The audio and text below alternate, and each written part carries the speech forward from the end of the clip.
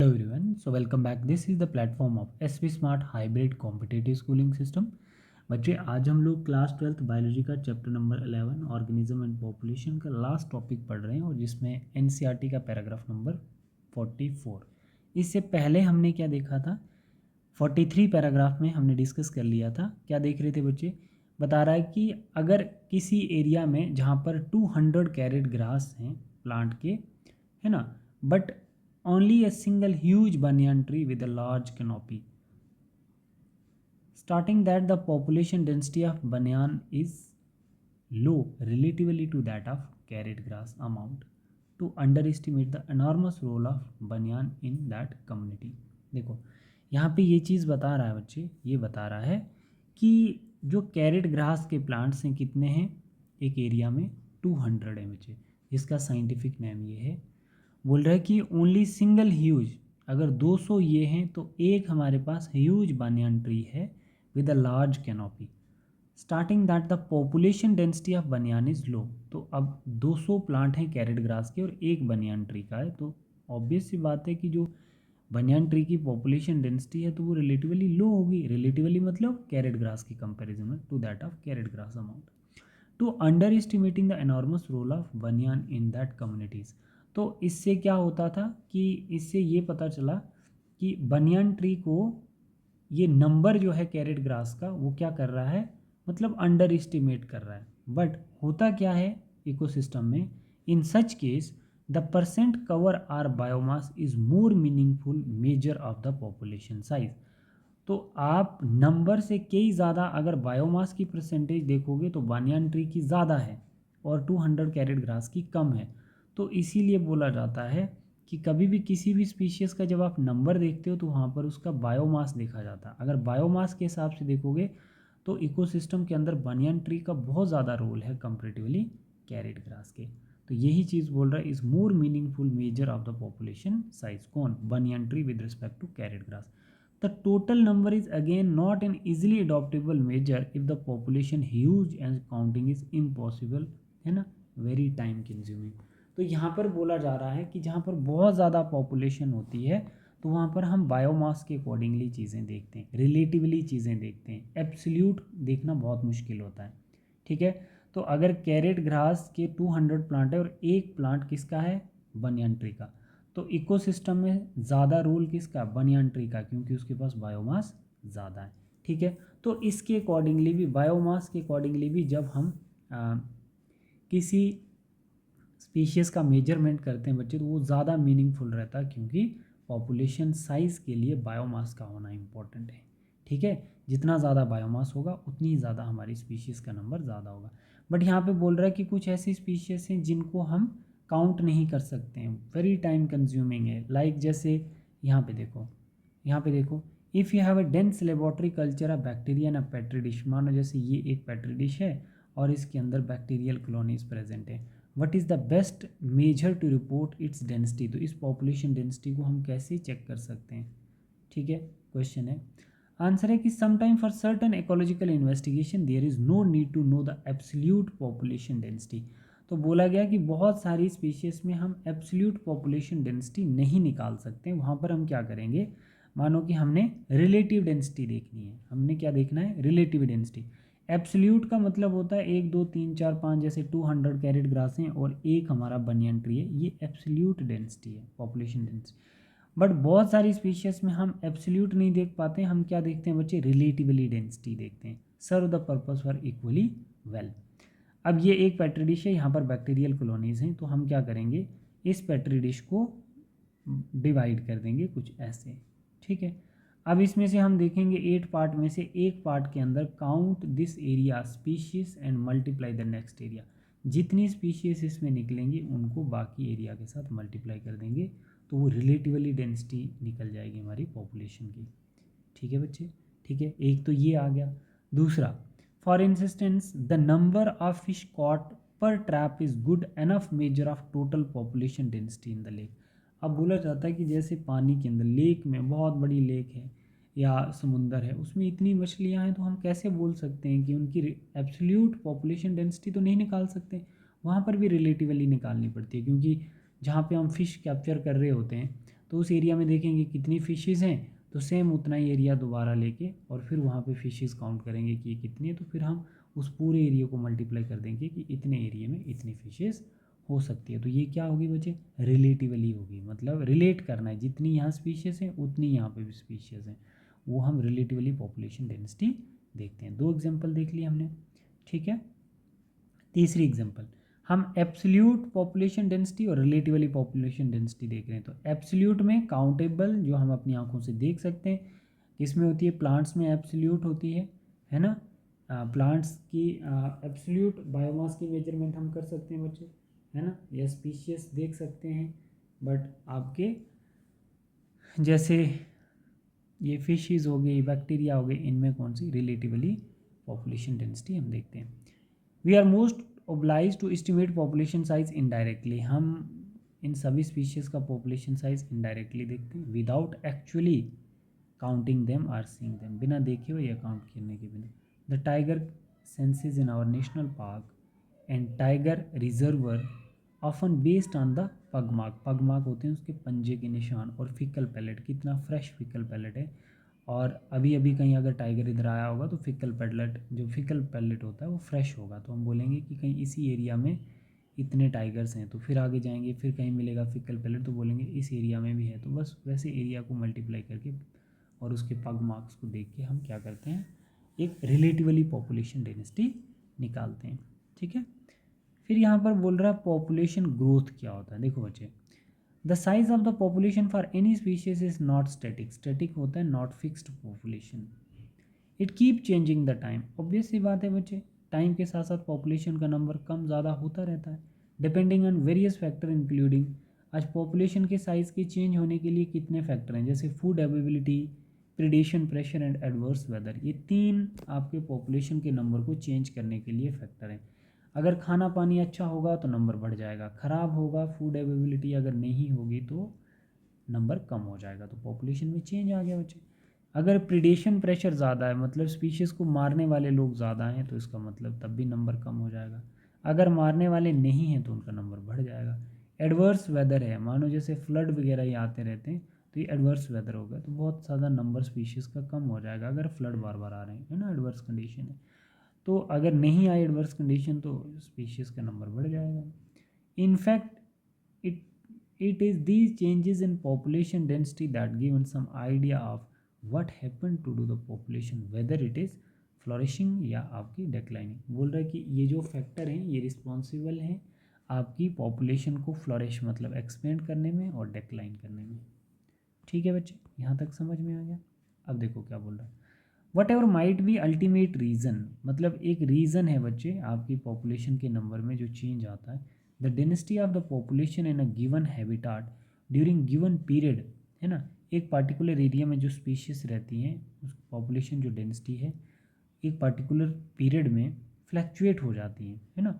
एक ही जगह पे कुछ स्पीशीज़ हैं तो उनमें कोई चेंज आपको देखने को मिलती है due to the change in 4 basic process, इन 4 बेसिक प्रोसेस से वो चेंज आती है, जिसमें से 2 of which natality and immigration. Natality का मतलब होता है बच्चे बर्थ रेट, और इमिग्रेशन का मतलब होता है कोई दूसरी जगह से स्पीशीज़ माइग्रेट होकर हमारी पॉपुलेशन में आ गई है, तो यहाँ पर क्या होगा, प्लस होगा ना बच्चे। नेटिलिटी और इमिग्रेशन अगर होगी बच्चे, कोई माइग्रेट होकर स्पीशीज़ आपके पास आ रही है, तो इसका मतलब क्या हो रहा है, इसका मतलब हो रहा है आपका नंबर इंक्रीज़ हो रहा population, contribute to increase the population density. And second जो प्रोसेस है which is motility and immigration. Motility का मतलब होता है डेथ रेट और इमिग्रेशन का मतलब होता है एग्जिट, मतलब आपके नेचुरल हैबिटाट से स्पीशीज़ क्या कर चुकी हैं, लीव कर चुकी हैं, तो भी हमारी पॉपुलेशन पे फ़र्क पड़ेगा ना, हमारी पॉपुलेशन का साइज़ डिक्रीज़ हो जाएगा बेटा। ठीक है, यहाँ तक समझ आ गया सबको।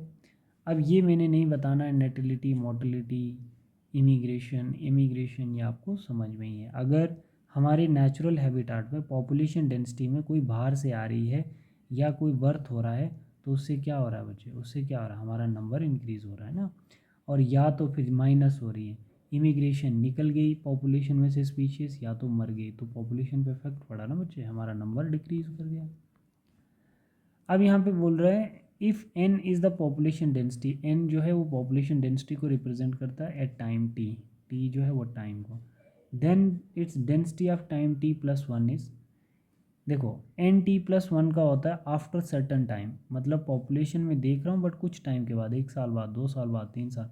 एन टी का मतलब होता है इनिशियल पॉपुलेशन। मानो आज मैं मानो अपने घर जा रहा हूँ, मेरे घर के आसपास 10 बर्ड रहते हैं, ठीक है, तो मैं इन 10 बर्ड को देख चुका हूँ, है ना, तो ये मेरा एन टी कहलाएगा। क्या कहलाएगा? N T. बट अगर मैं 1 साल के बाद, आफ्टर 1 ईयर, मैं दोबारा इन बर्ड्स को देख रहा हूँ, तो 1 साल के बाद वो एन टी प्लस वन आ जाएगा। 1 साल बाद, 2 साल बाद जा रहा हूँ, एन टी प्लस टू आ जाएगा।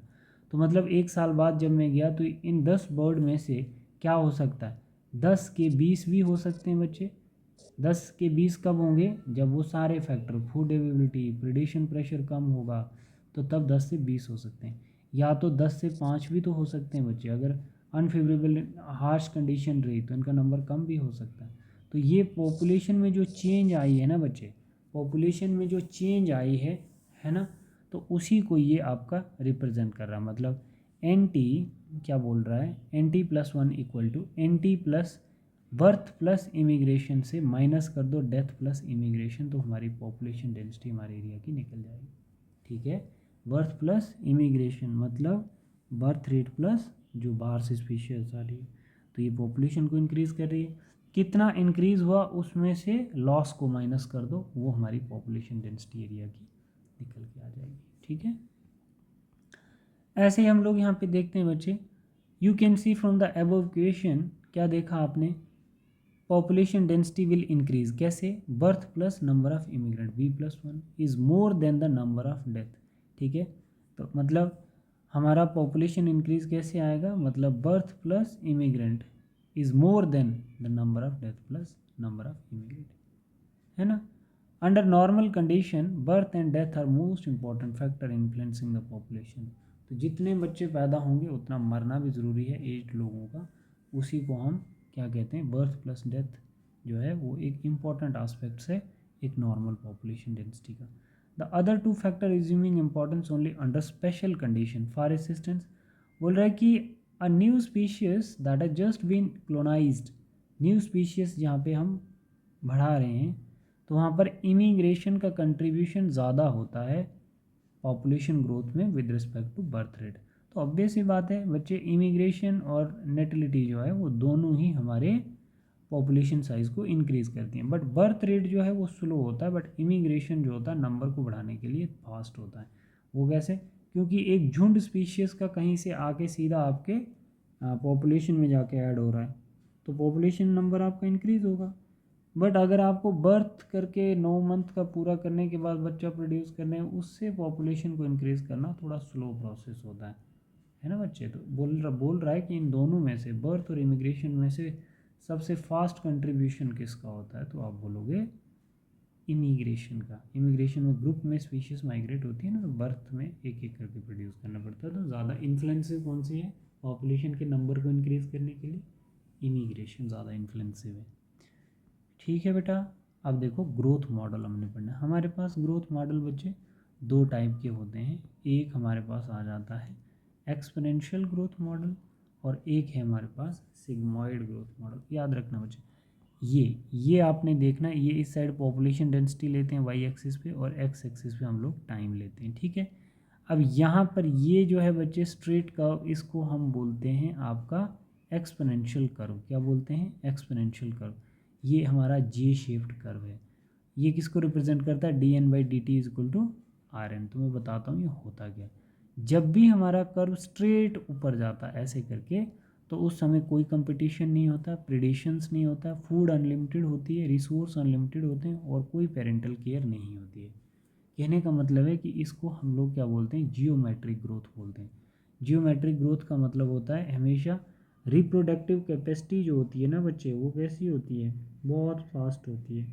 बट जो आपका अर्थमेटिक ग्रोथ होता है ना, तो वो आपका लिमिटेड होता है। तो यहाँ पर ये जो हमारा एक्सपोनेंशियल कर्व है, एक्सपोनेंशियल कर्व जो है बच्चे, ये कैसे ग्रो कर रहा है? ये जियोमेट्रिक प्रोग्रेशन शो कर रहा है। मतलब 1 से 2, 2 से 4, 8, 16, 32। ठीक है, ये वाली लाइन ऐसे ग्रोथ शो कर रही है।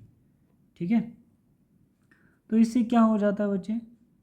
इससे क्या हो जाता है, exponential growth resource food and space availability is obviously essential for the unlimited growth of population. तो फूड जो है बच्चे ज़रूरी है इस अनलिमिटेड ग्रोथ के लिए। Ideally when resource are the habitat are unlimited, ideally मान के चलते हैं तभी तो ऐसी पॉपुलेशन है। Each species are ability to realize full its innate potential to grow in the number.